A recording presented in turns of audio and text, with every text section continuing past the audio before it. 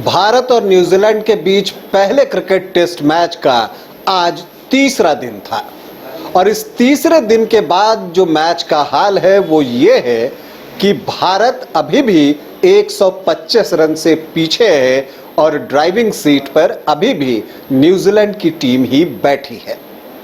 दरअसल भारत ने आज लगाया अपना पूरा जोर, कम से कम 2 बार उसने वापसी की, लेकिन कभी किस्मत ने साथ नहीं दिया तो कभी खराब बॉलिंग ने भारत का काम खराब कर दिया। नमस्कार, आप देख रहे हैं न्यूज बाइस्कोप और मैं हूं राकेश रंजन। भारत और न्यूजीलैंड के बीच बेंगलुरु के एम चिन्नास्वामी स्टेडियम में पहला क्रिकेट टेस्ट मैच खेला जा रहा है और जिसमें कि पहले दिन का खेल बारिश की वजह से धुल गया था, लेकिन दूसरे दिन भारतीय बल्लेबाजों ने जैसा प्रदर्शन किया उन यादों को भी भारतीय टीम धुलना ही चाहेगी। दरअसल भारतीय टीम 46 रनों पर ही ऑल आउट हो गई थी। जवाब में न्यूजीलैंड ने दूसरे दिन जो है 3 विकेट के नुकसान पर 180 रन बना लिए थे। तीसरे दिन जरूरत थी कि भारत अर्ली ब्रेक थ्रू ले और भारत ने एग्जैक्टली वही किया। सबसे पहले मिचेल को आपको सिराज ने आउट किया, फिर बुमराह ने न्यूजीलैंड के विकेट कीपर को वापस भेजा और फिर जडेजा ने जल्दी जल्दी 2 विकेट लेकर भारत को मैच में पूरी तरह से वापस कर दिया।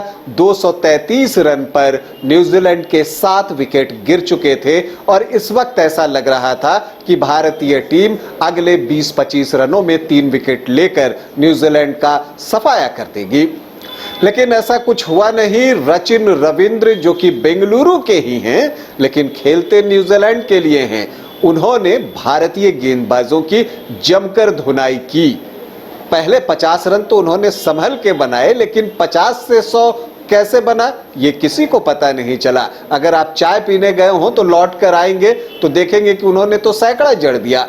इस बहती गंगा में टीम सऊदी ने भी हाथ धोया और उन्होंने भी शानदार अर्धशतक लगाया और एक पार्टनरशिप हुई दोनों के बीच में 137 रनों की, जिसने भारत को मैच से बहुत दूर कर दिया।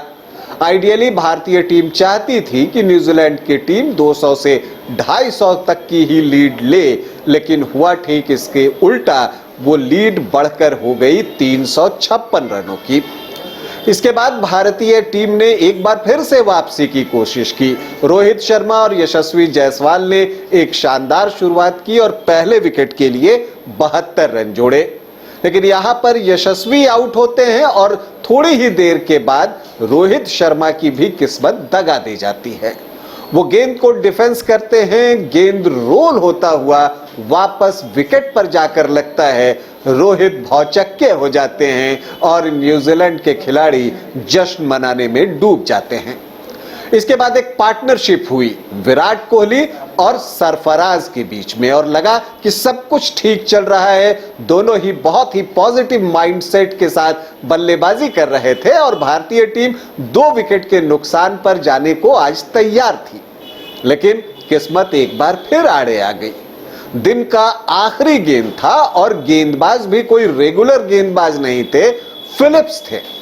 उनके गोल्डन आर्म से वो गेंद निकली और विराट कोहली के बैट का किनारा लेते हुए विकेट कीपर के पास पहुंच गई और दिन के आखिरी गेंद पर विराट कोहली भी आउट हो गए। हालांकि आउट होने से पहले उन्होंने 70 रन बनाए जरूर।